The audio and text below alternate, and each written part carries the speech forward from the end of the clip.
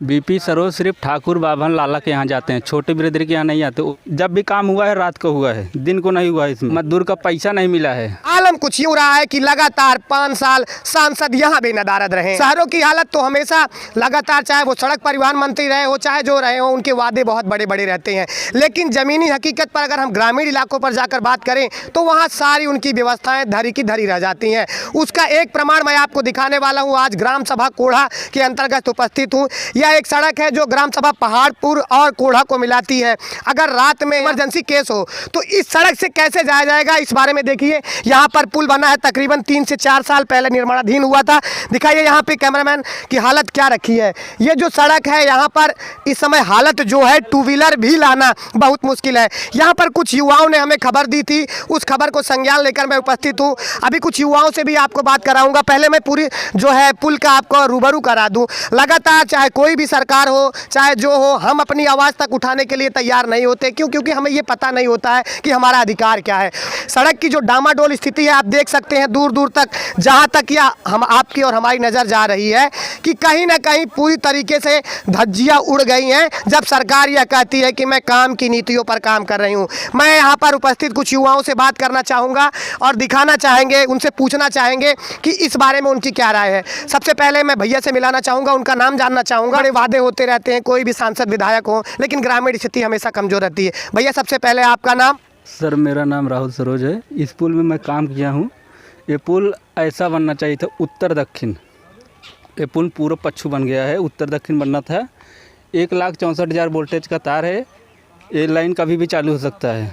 जे engineer जो है वो लोग नहीं माने, इसी के थ्रू बनाए। हम लोग मना किए थे, इस थ्रू मत बनाए, ऐसा बनाए उत्तर दक्षिण, मगर इस तरफ बनाए पूर्व पश्चिम।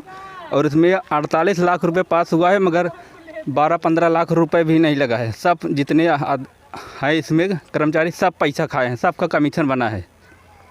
और जो इसमें काम किया है मजदूर का पैसा नहीं मिला है।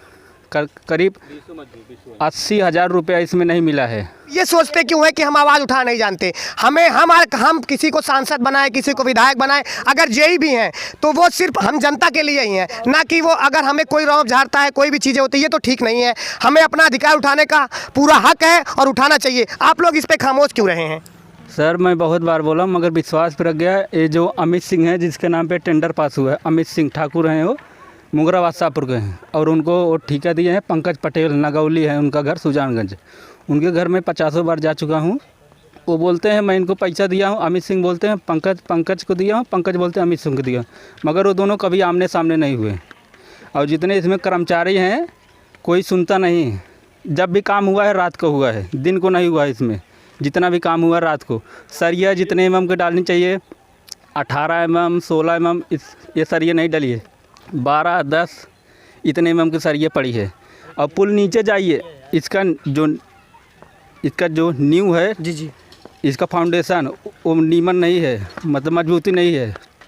इसमें दलदल था, इसमें बराबर के मटेरियल नहीं डाला गया है, कभी भी गिर सकता है। तो ये अधिकार हमें पूरा है, ये हमारे ग्राम सभा की बात है। आप सभी जानते हैं रात में वो जो टेंडर पास करके गए हैं या जो बना के गए हैं वो यहाँ चलने नहीं आ रहे हैं। उनका काम है बनाना।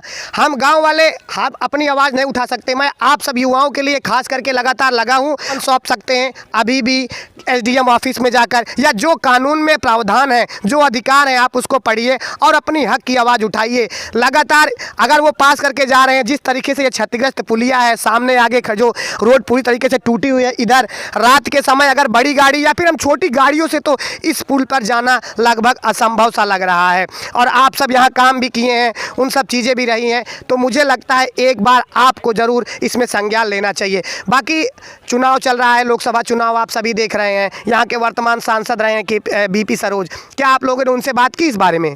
सर वो कभी आया ही नहीं, BP सरोज यहाँ कभी नहीं आए।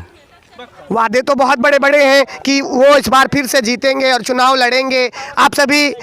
हम सभी क्या जातिवाद के नाम पर वोट देते हैं या काम के वोट? अगर काम पर देना चाहिए तो इस बार तो BP सरोज सिर्फ ठाकुर बाभन लाला के यहाँ जाते हैं, छोटे बिरादरी के यहाँ नहीं आते, OBC SC के यहाँ नहीं आते हैं। उनका वो सिर्फ ठाकुर बाभन लाला, BJP उनको चाहिए बस। बड़ी जात, छोटी बिरादरी। वो तो आपके बिरादरी के भी हैं, तो यहाँ भी जातिवाद?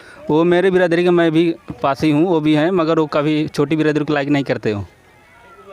तो आलम कुछ यूँ रहा है, मैं आज ग्राम सभा कोढ़ा में उपस्थित हूँ, मैंने आपको बताया आलम कुछ यूँ रहा है कि लगातार 5 साल सांसद यहाँ बेनदारद रहे हैं। मछली शहर में मैं जहाँ जहाँ भ्रमण पे निकला हूँ, जहाँ जहाँ गया हूँ, लगभग सांसद जी नदारद रहे हैं। लेकिन भारतीय जनता पार्टी चाहे अपने चुनावी वादे में हो, चाहे वो किसी भी बड़े लेवल पर हो, वो दिखाती चली आई है कि हमारा जो कार्यकाल रहा है वो शानदार रहा है।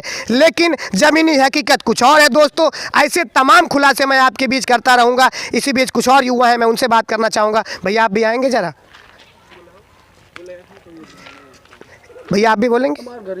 हमारी कमजोरी क्या होती है, हम अपनी आवाज़ नहीं उठा सकते, हम कैमरे के सामने बोलने से डरते हैं। ये हमारी सबसे बड़ी कमजोरी रही है। कोई भी युवा हो, अगर हम अपनी आवाज़ नहीं उठाएंगे तो आगे चलकर ऐसे ही तमाम चीज़ों से दबा दिया जाएगा। यही हकीकत है।